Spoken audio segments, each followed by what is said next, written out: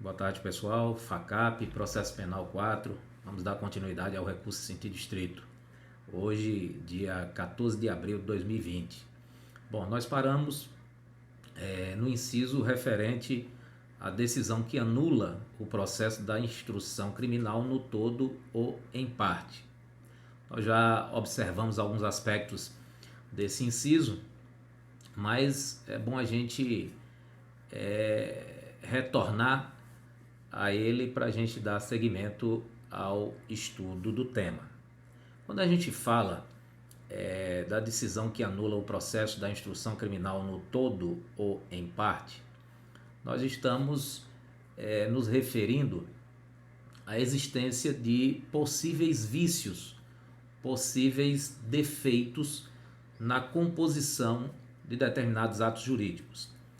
Há na sistemática jurídica vigente a previsão no sentido de que os atos jurídicos eles precisam cumprir determinados requisitos. Alguns são produzidos sob a égide de excessivos rigores formais, outros nem tanto. O que a gente não pode deixar de considerar é que o ato não cumpra aqueles requisitos previstos em lei e, não cumprindo, não consiga alcançar a sua finalidade. Quando nós formos estudar especificamente o capítulo das nulidades, a gente vai tratar disso de uma maneira bem mais aprofundada. Mas o fato é que, a partir das previsões, das prescrições formais previstas na legislação, os atos que se produzem dentro do processo, os atos processuais, portanto, eles precisam cumprir, como regra, esses requisitos sob pena de serem invalidados, sob pena de não poderem ser considerados em função do descumprimento, do desvio desses requisitos, e aí se falar na invalidade ou no vício ou na não possibilidade de aplicação desses atos em função do desvio da sua finalidade. Bom, dizendo isso, a gente então estabelece a ideia de que é possível que seja proferida uma decisão no curso do processo, portanto uma decisão interlocutória, com a finalidade, com o objetivo de anular o processo na fase da instrução criminal. Essa anulação pode ser completa, no todo, ou parcialmente, em parte, como diz o legislador.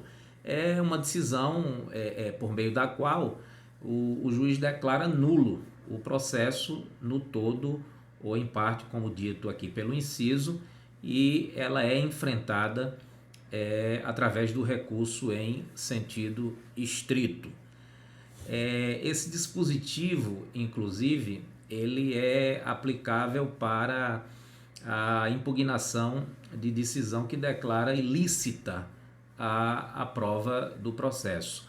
Inclusive, tranquilo esse entendimento, porque essa decisão que declara ilícita a prova do processo nada mais é do que uma anulação parcial do processo e, portanto, passível de impugnação através do recurso em sentido estrito.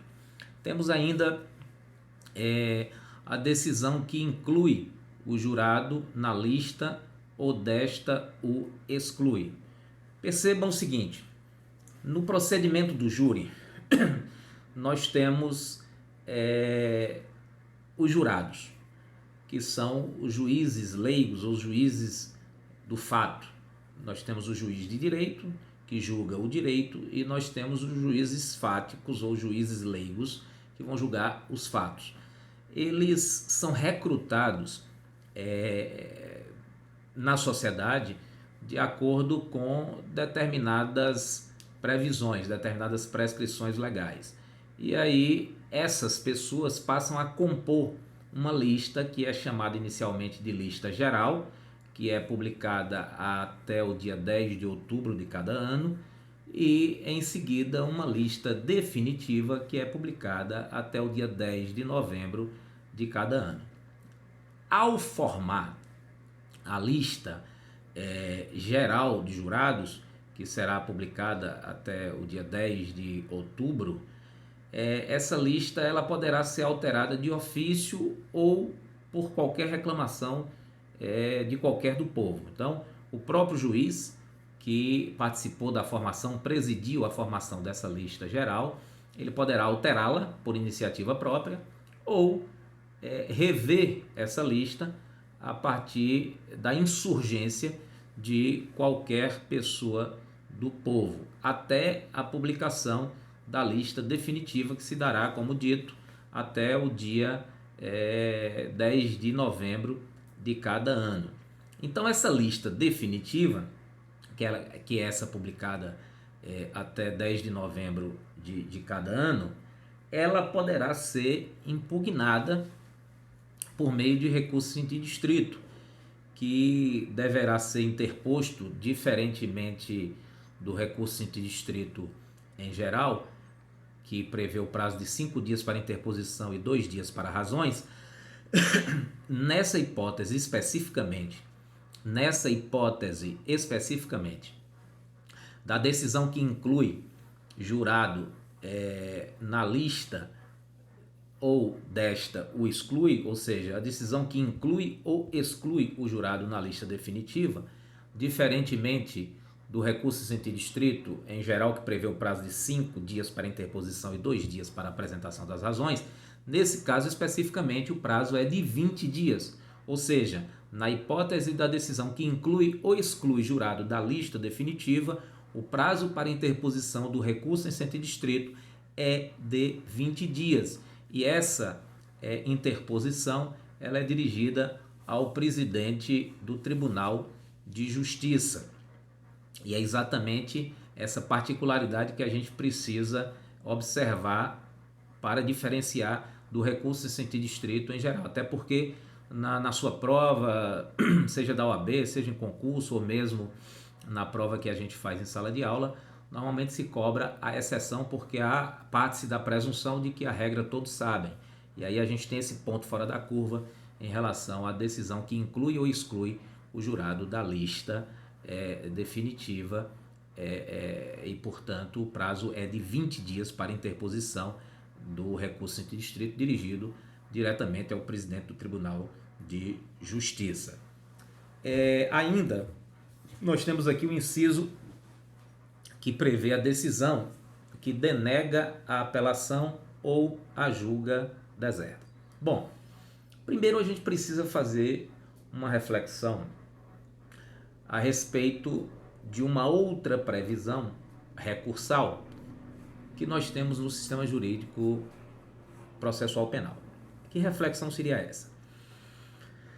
Há um recurso, a gente vai ter a oportunidade de estudá-lo, que se denomina carta testemunhável. Esse recurso, ele é cabível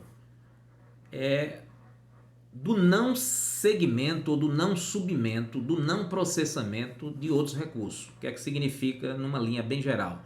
Eu ajuizo um determinado recurso, esse recurso não é processado, não é dado segmento, aí eu interponho a carta testemunhável como forma de forçar a subida desse recurso que foi interposto. No caso especificamente da apelação, o recurso cabível para forçar o submento ou o segmento, o processamento da apelação, não é a carta testemunhável que serve para os demais recursos, e sim o recurso em sentido estrito, que é a previsão específica desse inciso que nós estamos aqui observando, da decisão que denega a apelação ou a julga deserta.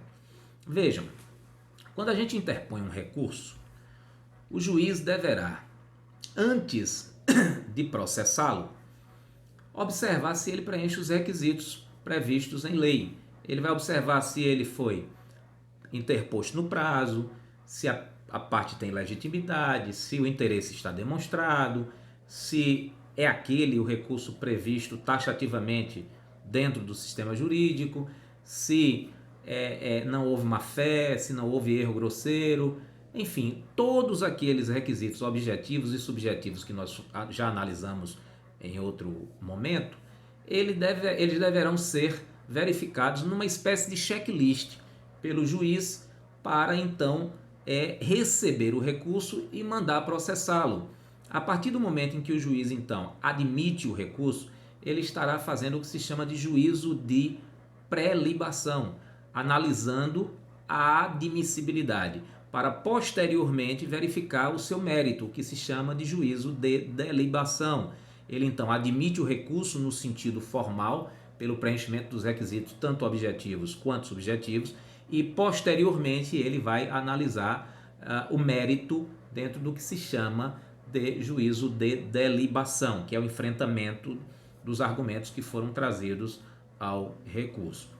Especificamente nesse inciso, nós temos a hipótese do cabimento do recurso em sentido estrito para decisão que denega, ou seja, decisão que nega a apelação ou a julga deserta. As questões referentes à deserção nós já vimos anteriormente. Analisamos lá aquelas situações que envolvem impedimento para que o recurso tramite, para que o recurso ande normalmente. Vimos lá a renúncia, vimos lá a desistência e vimos a deserção.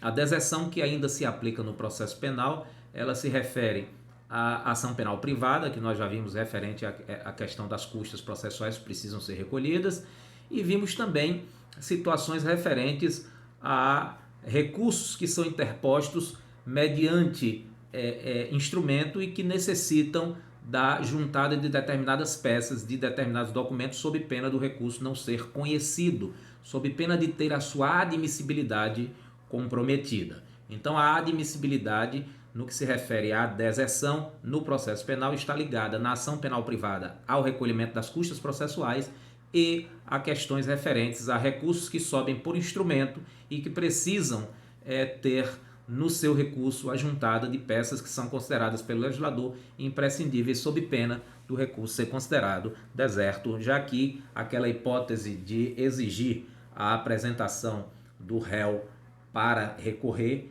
já está superada, tanto por alteração legislativa como bem antes por entendimento de tribunais. Então, atualmente, o réu condenado não precisa mais, não tem a obrigação de comparecer para ser preso e com isso dar seguimento à sua apelação, ao seu recurso. Isso já está superado. Fica então permanecendo no sistema jurídico a hipótese na ação penal privada do recolhimento das custas processuais e no caso de outras ações penais públicas inclusive, a necessidade de quando se tem um recurso que deve subir por instrumento, aquelas peças que formam o instrumento, elas devem estar compondo o instrumento sob pena de o recurso ser considerado deserto. Bom, dito isso, a gente pode analisar com mais clareza esse inciso que estabelece que diante do não processamento da apelação, o recurso cabível será o recurso em sentido estrito. Vamos imaginar uma hipótese aqui. Nós já vimos que tanto o recurso em sentido estrito quanto a apelação são recursos que são interpostos ou processados em dois momentos diferentes. Primeiro você interpõe a sua irresignação, a sua manifestação de inconformismo e depois você apresenta as razões. No caso especificamente do recurso em sentido estrito, você apresenta a interposição por petição ou por termo nos autos em 5 dias e as razões em 2 dias após o processamento da sua petição de interposição pela admissibilidade. E no caso da apelação, nós temos 5 dias para interposição e 8 dias para a apresentação das razões depois que a parte recorrente é intimada para apresentá-las. Pois bem, se eu interponho a apelação no prazo legal de 5 dias, ela preenche todos os requisitos legais e o juiz, por qualquer motivo, denega a apelação, a forma que eu tenho de impugnar essa decisão que denegou a minha apelação, denegou o processamento, porque a apelação será julgada pelo Tribunal de Justiça, no caso da Justiça Estadual. Se fosse Justiça Federal, Tribunal Regional Federal. Então, no caso desse recurso de apelação, que deve ser julgado pelo Tribunal ele não foi processado, o recurso cabível será o recurso em sentido estrito e não a carta testemunhável, que, como veremos posteriormente, será cabível para todos os outros, menos para a hipótese de denegação da apelação, cujo recurso cabível é recurso em sentido estrito em função da taxa-atividade, ou seja, da previsão expressa no artigo 581 do Código de Processo Penal. Portanto, essa hipótese ela está clara de que o cabimento, quando a apelação não é processada, é do recurso em sentido estrito. Ainda há uma outra hipótese aqui, um outro inciso, que fala da decisão que ordena a suspensão do processo em virtude de questão prejudicial. Está aqui no artigo 581, inciso 6. Inciso 16, desculpe, do artigo 581.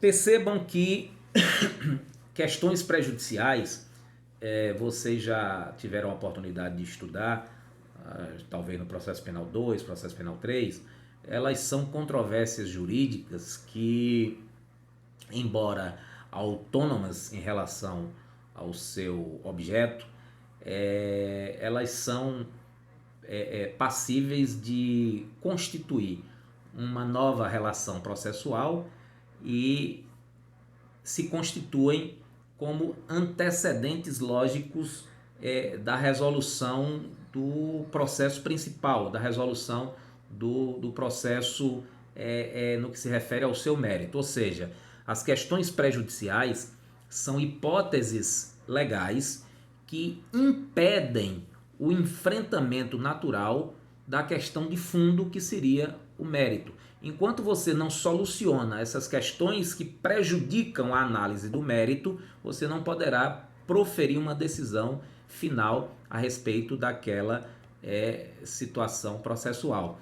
Então, essas questões processuais, elas precisam ser enfrentadas, precisam ser resolvidas para que o mérito, então, posteriormente, possa ser analisado. E aí a previsão no inciso 16 do artigo 581 é decisão que ordena a suspensão do processo em virtude de questão prejudicial. É possível que, diante de uma questão prejudicial, seja ela obrigatória, seja ela facultativa, o juízo entenda por suspender o processo até a resolução dessa questão prejudicial. E aí, a decisão que ordena a suspensão dessa questão prejudicial, ela é passível da interposição do recurso em sentido estrito. Vamos imaginar, por exemplo, a hipótese do artigo 366, o artigo 366 do Código de Processo Penal, que, segundo a doutrina e a jurisprudência, tem aplicação extensiva, que a gente já estudou aqui, do artigo 3º do Código de Processo Penal, a possibilidade da interpretação extensiva quando da análise daquele rol taxativo do artigo 581.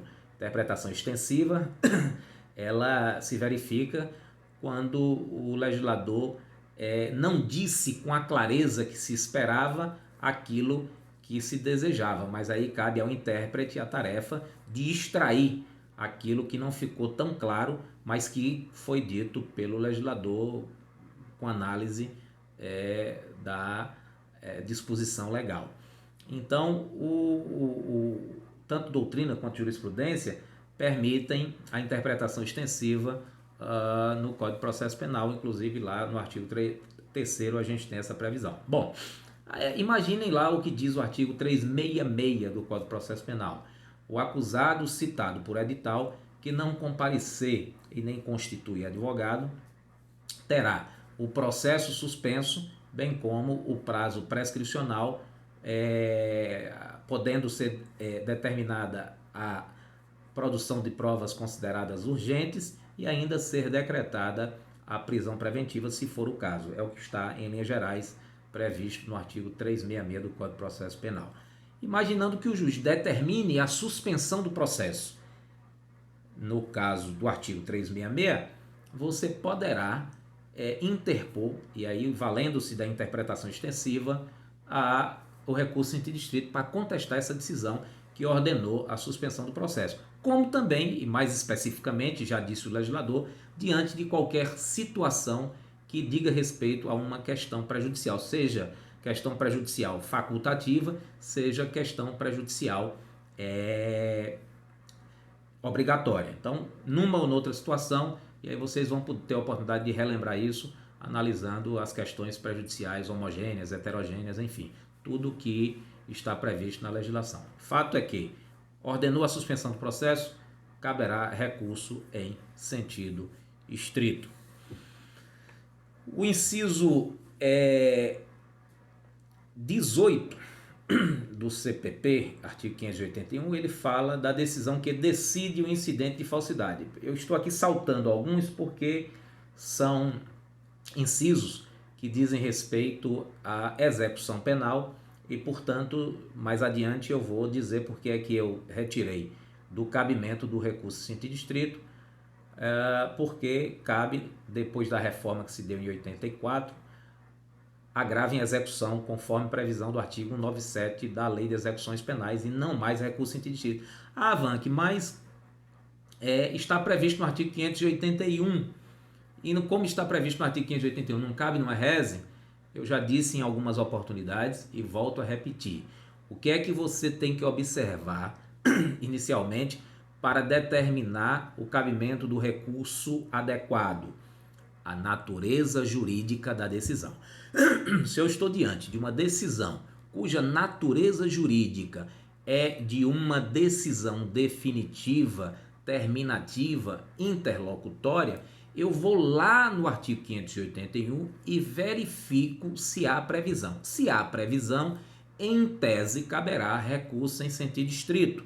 Se eu estou diante de uma sentença, eu vou observar no 581 se tem alguma situação específica daquela situação. Devo-lhes adiantar que de sentença, a boa técnica nos diz que o cabimento é da apelação e não de recurso em sentido estrito. Mas o legislador foi meio confuso, ele bagunçou um pouco a sistemática recursal, mas eu devo então esclarecer a vocês que a natureza jurídica da decisão é que vai determinar o recurso cabível, qual é o meio correto para impugnação. Então eu vou lá e observo a natureza jurídica da decisão.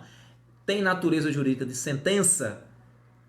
Mesmo sabendo que o cabimento de recurso para a sentença é apelação, eu tenho que dar uma olhadinha lá no 581 para verificar se a hipótese está descrita. Estando descrita, aí a gente vai ter que analisar a situação concreta para ver se realmente vai caber o rese ou se vai caber a apelação. Lembrando que a apelação possui caráter residual. O que é que significa? Que se estiver previsto no 581, privilegia-se a interposição do recurso em sentido estrito. Se eu estou diante de uma sentença, de uma decisão definitiva ou terminativa que não encontra expressamente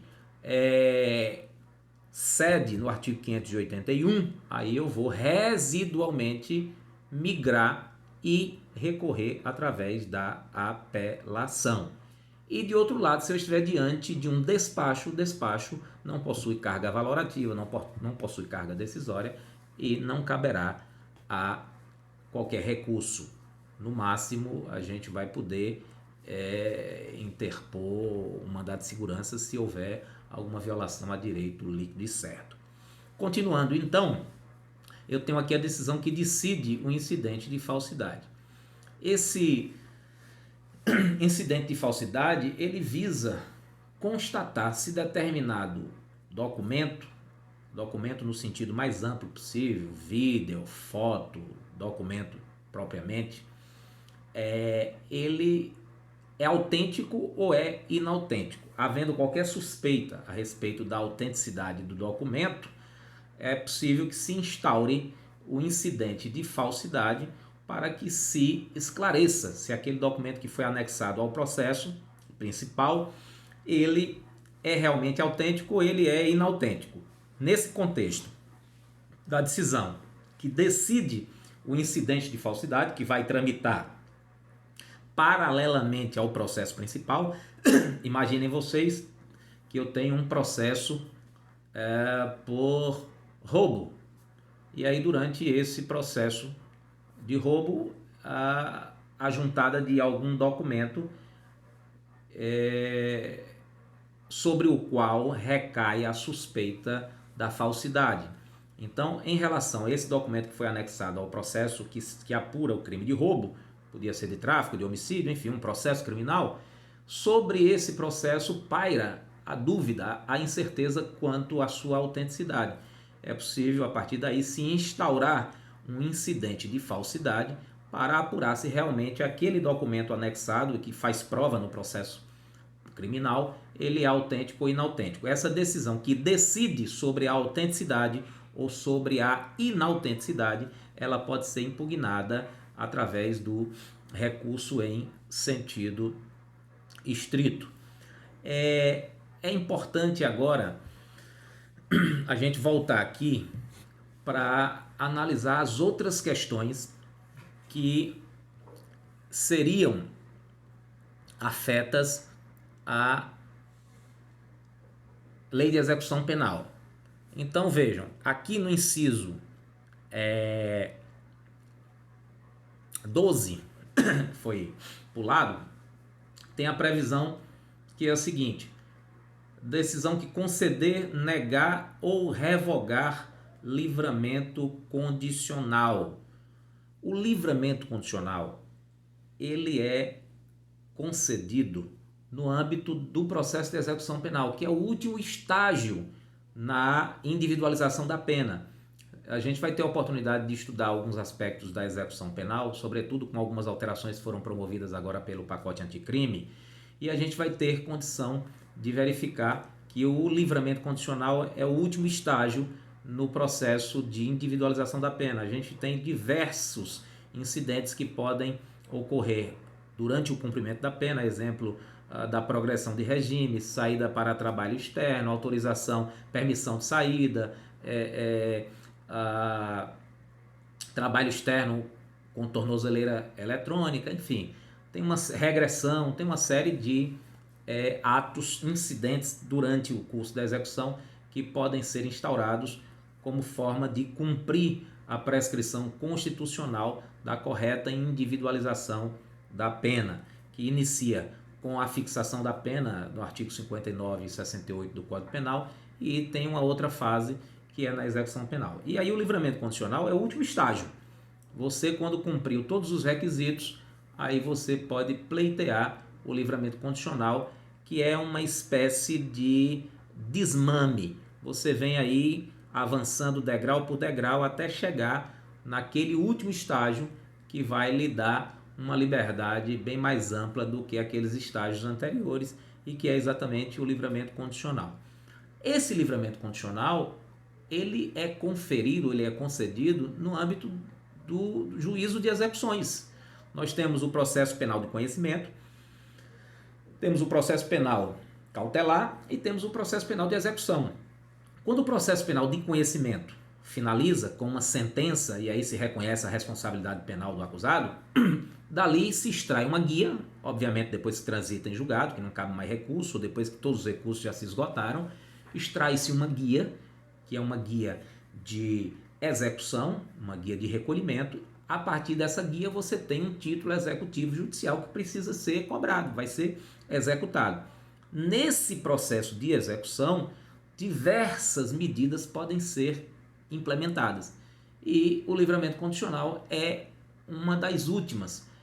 Como é uma das últimas, é proferida, logicamente, no âmbito do processo de execução. E toda medida que for proferida no âmbito do processo de execução penal será impugnada através do agravo em execução, conforme previsto no artigo 197 da Lei de Execuções Penais. Ainda temos aqui a hipótese do inciso 17, que fala que decidir sobre a unificação de penas. Quem determina a unificação de penas é o juízo da execução penal. E, portanto, qualquer decisão referente à unificação ou até mesmo a respeito da reunificação das penas é uma decisão no âmbito do juízo de execuções penais e, portanto, impugnável através do agravo de execuções penais, através do agravo de execução. Percebam, o artigo 75 do Código Penal, que foi até recentemente alterado pelo pacote anticrime, antes contemplava a pena máxima de 30 anos e agora estabelece a pena máxima de 40 anos. Ele é o limite de cumprimento de pena. Muitas vezes você verifica por meio da imprensa Marcola, Fernandinho Beiramar condenados a 400 anos de cadeia, o ex-governador do Rio de Janeiro, Sérgio Cabral, condenado a 300 anos de cadeia. Pelo sistema jurídico vigente, ele irá cumprir o limite, atualmente 40 anos. Lembrando, eu dei exemplos de pessoas públicas que foram condenadas e que estão submetidos ao regime anterior de 30 anos, porque a condenação foi anterior e como a alteração foi mais gravosa, a lei não vai retroagir para prejudicar. Mas, atualmente, quem for condenado a 300, 400, 500, 1000 anos de cadeia está limitado ao teto previsto no pacote anticrimes, que é de 40 anos. Então, o que é que acontece? Se o indivíduo for condenado a 40 anos num processo, está cumprindo a pena, posteriormente é condenado em outro processo a mais 40, 80, depois a um outro processo com mais 20, 100 anos, o juiz da execução penal ele tem que decidir sobre a unificação. Então ele vai lá e unifica 40 mais 40 mais 20, 100 anos. E o limite de cumprimento, 40. Lembrando que qualquer benefício na execução penal tomará como referência o limite máximo, ou seja, os 100 anos e não os 40. Os 40 é para cumprimento integral. E qualquer benefício na execução penal toma como parâmetro, toma como base a pena efetivamente aplicada. Então, se eu quero progredir de regime, a minha referência é a pena. Cabral, 300 anos, então para progredir de regime, o Sérgio Cabral precisa ter como referência os 300 anos de condenação. Se o Cabral quer livramento condicional, ele tem que pegar como referência os 300 anos. Agora, para ficar preso efetivamente, ficará por 40 anos. É possível, no entanto, que haja a reunificação. E aí, havendo a reunificação, você vai desprezar o tempo já cumprido. Então, veja, você tem 40 anos de condenação, cumpriu 10, você tem 30 a cumprir e é condenado a mais 40, então você passa a ter 70. Depois é condenado a mais 30 e você passa a ter 100. Aqueles 10 são desprezados. Com a reunificação, você tem 100 anos a cumprir e aí você volta para o teto dos 40 anos, cumprindo 40 com mais 10 que já foram cumpridos e descartados, porque foi feita uma reunificação, aí você fica no teto dos 40, lembrando que os 10 já cumpridos não entram nesse cômputo dos 40 anos. Mas esses aspectos de execução penal nós vamos analisar com mais vagar, com mais detalhes, quando oportunamente estudarmos o tema. O fato é que, havendo a unificação, que é a reunião das condenações, ou a reunificação, que é a reunião das condenações já fixadas e de outras que foram fixadas posteriormente à unificação, haverá a possibilidade de impugnação dessa decisão através do agravo em execução, conforme previsão do artigo 197 da Lei de Execuções Penais. Ainda temos o inciso 19, que fala que decretar medida de segurança depois de transitar a sentença em julgado. Lógico, transitou em julgado, já se fala em execução penal. E aí, uma vez decretada a medida de segurança, a gente vai falar na execução penal porque foi depois de transitar em julgado e, portanto, a decisão que decretou a medida de segurança, ela será impugnada através do agravo em execução. Lembrando que, nas hipóteses de inimputabilidade, é possível a fixação da medida de segurança, seja a internação, seja o tratamento ambulatorial. E aí a decisão que proferir, que decretar a medida de segurança, será impugnada através do agravo em execução, até porque a decisão já transitou em julgado. Temos ainda é o inciso,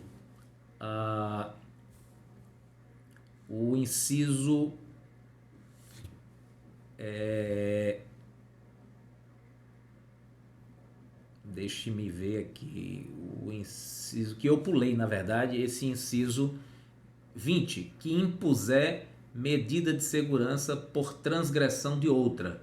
Esse inciso eu terminei saltando, mas ele é passível de rese.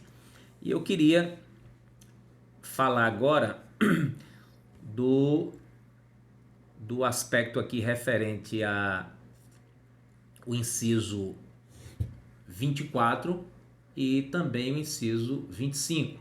O inciso 24 ele fala que caberá recurso em sentido estrito da decisão que converter a multa em detenção ou em prisão simples. O que é isso? Esse dispositivo ele prevê que a decisão que converte a multa em detenção ou prisão simples será passível de impugnação através do recurso em sentido estrito. O que é que nós temos a respeito desse inciso? O que nós temos é que esse dispositivo ele foi reformado e como houve a reforma, se não me falha a memória, o artigo acho que 51 do Código Penal, não tenho muita certeza, depois da reforma não é mais possível haver a conversão da multa em pena de prisão. Ela atualmente deve ser convertida, deve ser na verdade inscrita como dívida ativa e ser cobrada dentro do processo de execução fiscal, que é com base na Lei 6830 de 1980. Então, com base na Lei 6830 de 1980, você inscreve essa multa, que foi uma condenação num processo criminal, e cobra como se fosse dívida ativa, e não mais sendo possível convertê-la em prisão. Ou seja, eu não posso transformar dinheiro em cadeia no caso do processo penal. Você pode até fazer isso, grosso modo, no caso da pensão alimentícia, que dinheiro vira cadeia. Mas no processo penal, não. Dinheiro não vira cadeia. Então, não posso converter multa em prisão. Esta previsão aqui, ela foi reformada e atualmente, se houver a pena de multa, ela tem que ser cobrada através do processo de execução fiscal. Bom, agora a gente tem aqui o inciso 25 que foi inserido, foi acrescentado pelo pacote anticrime. Esse pacote anticrime então trouxe a possibilidade de cabimento do recurso em sentido estrito no caso de decisão que recusar homologação à proposta de acordo de não persecução penal previsto no artigo 28A.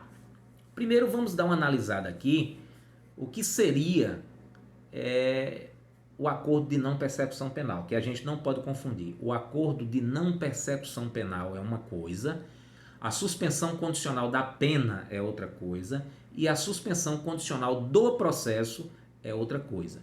São coisas absolutamente distintas. Suspensão condicional da pena, suspensão condicional do processo e acordo de não persecução penal. E também o acordo de colaboração premiada. São coisas absolutamente diferentes. O que nos interessa nesse momento não é distinguir, mas apenas saber que são coisas diferentes. O que nos interessa é verificar que, havendo recusa por parte do Estado juiz em homologar a proposta de acordo de não persecução penal, caberá o recurso em sentido estrito dessa decisão. Em linhas gerais, o acordo de não persecução penal é um acordo celebrado entre o Ministério Público e o investigado para que ele não seja denunciado, para que ele não seja processado. E para que ele não seja processado, ele precisa se submeter a algumas imposições, a algumas condições. Por exemplo, ele tem que nunca ter se beneficiado de SUSIS penal, SUSIS processual, ele precisa se declarar culpado, esse é um aspecto importante, ele precisa dizer, ó, eu realmente sou culpado, ele precisa ter praticado um crime cuja pena não seja superior a 4 anos, ele precisa também ter praticado um crime que não tenha sido cometido com violência ou grave ameaça à pessoa. Então, se o crime ele não foi cometido com violência ou grave ameaça à pessoa e preenche outros requisitos, ele pode ser alvo da proposta de não persecução penal interposta pelo Ministério Público. O Ministério Público vai lá e diz assim, ó, como a gente celebrou um acordo e eu impus essas condições, senhor juiz, eu estou aqui requerendo a homologação desse acordo porque nós já resolvemos a questão entre o Estado, a administração aqui representado pelo Ministério Público e o interessado aqui representado pelo requerente investigado. E aí a gente está buscando a homologação. Se, por qualquer motivo, o juiz não homologa, se o juiz recusa essa homologação, aí caberá o recurso em sentido estrito para discutir o acerto ou o erro da não homologação do acordo de não persecução penal. E para a gente fechar aqui o recurso em sentido estrito, pelo menos nessa parte das hipóteses, eu vou trazer aqui uma previsão que está no Código de Trânsito Brasileiro, não está no artigo 581. Dos que eu já analisei, me parece que essa é a única situação que está fora, que está no artigo 294 do Código de Trânsito Brasileiro, que diz o seguinte, em qualquer fase da investigação ou da ação penal, havendo necessidade para a garantia da ordem pública, poderá o juiz, como medida cautelar, de ofício ou a requerimento do Ministério Público, ou ainda mediante representação da autoridade policial, decretar em decisão motivada a suspensão da permissão ou da habilitação para dirigir veículo automotor ou a proibição de sua obtenção. Parágrafo único do artigo 294 do Código de Trânsito Brasileiro, da decisão que decretar a suspensão ou a medida cautelar ou da que indeferir o requerimento do Ministério Público, caberá recurso em sentido estrito sem efeito suspensivo. O que é que isso significa? Que, havendo decisão que decreta a suspensão ou havendo decisão que determina a medida cautelar referente à permissão de dirigir veículo automotor, isso será impugnado através de recurso em sentido estrito. E agora minha filha chegou aqui para falar com o papai, mas a gente já está finalizando a aula e eu vou desejar a vocês aí uma feliz Páscoa atrasada e um abraço a todos.